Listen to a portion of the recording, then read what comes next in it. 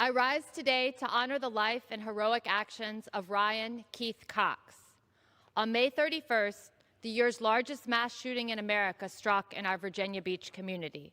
Keith was amongst the 12 wonderful people who lost their lives in the tragedy. In his final moments, Keith showed extraordinary bravery. Keith was an active and irreplaceable member of our community.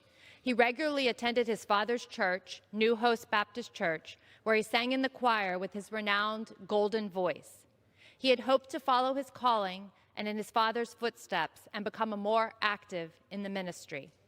For 12 years, Keith served in the city of Virginia Beach as a public utilities employee. His co-workers described him as someone who was always nice to others and treated colleagues to lunch. One colleague called Keith a teddy bear who always knew what to say to make an upset colleague smile.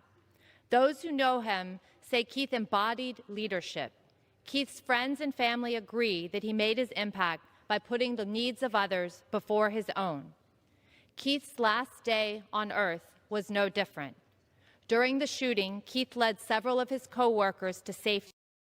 Keith then refused to take refuge, stating, "I've got to see if anyone else needs help." Keith stood watch and checked on his colleagues, voluntarily exposing himself to a deadly line of fire.